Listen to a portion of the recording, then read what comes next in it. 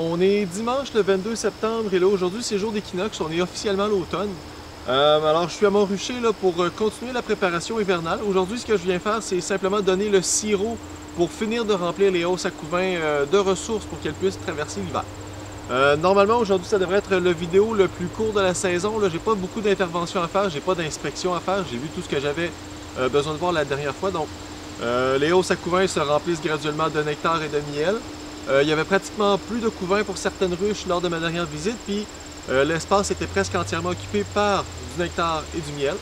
Donc il y avait des hausses que j'ai retirées, elles ont été pillées au courant de la semaine, elles ont rapatrié ça dans les ruches.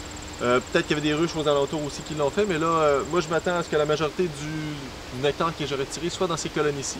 Donc il ne doit pas rester énormément d'espace, et là tout ce que j'ai à faire c'est retirer le couvercle, mettre la cruche de sirop, mettre une boîte protectrice et refermer.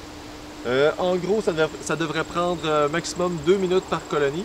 Puis ça va être ça pour aujourd'hui. La prochaine fois quand je reviens, normalement je vais mettre le sucre et les couvertures en styrofoam là, pour isoler les colonies. Donc ça avance bon train. Il fait encore un peu chaud, mais là ça achève. C'est l'été qui s'étire, mais là vraiment on sent les nuits rafraîchir. On sent les journées aussi qui ont envie de rafraîchir. Ça achève, donc je me dois de terminer la saison en force, un peu comme elle a été toute la saison cet été. Alors j'y vais avec la colonie du bout pour commencer.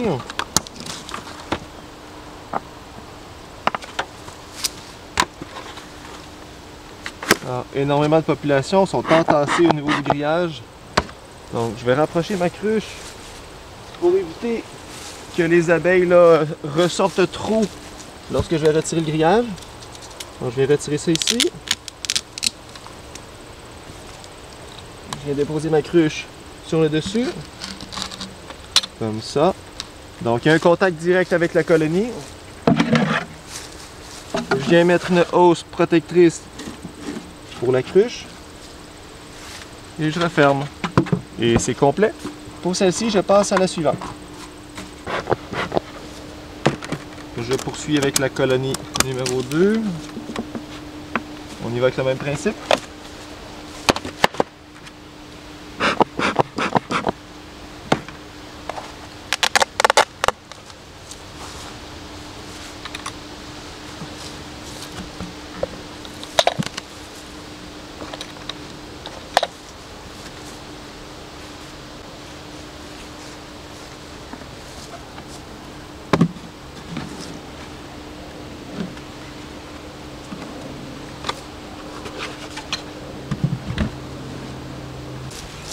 J'y vais avec la colonie numéro 3.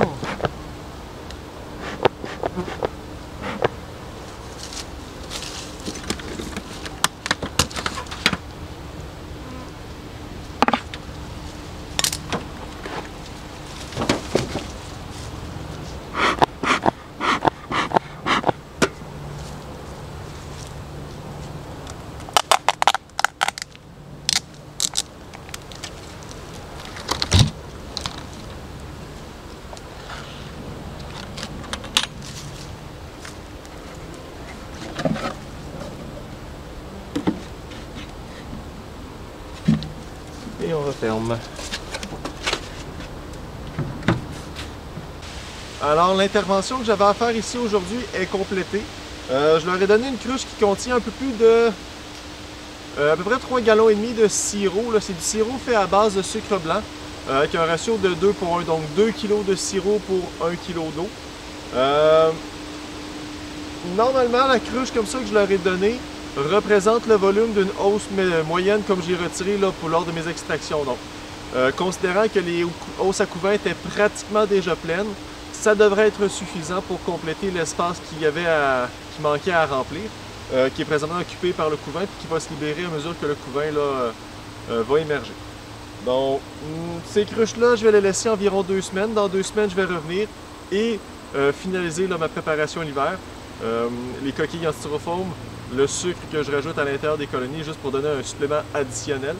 C'est sûr que normalement quand j'arrive à l'automne, j'ai rarement des populations aussi nombreuses. C'est la première année où ça arrive. J'ai fait certaines affaires un peu mieux que les dernières années. Donc je ne sais pas à quel point une hausse à couvain pleine de miel et de sirop serait suffisante. Donc, je leur donne quand même du sucre pour être certain qu'il y ait assez d'énergie emmagasinée pour traverser l'hiver. On ne sait jamais si ça va être un hiver doux ou un hiver rude. Donc, l'idéal, c'est de mettre le plus de chance de notre côté et d'avoir un succès le plus haut possible là, au niveau des taux de survie.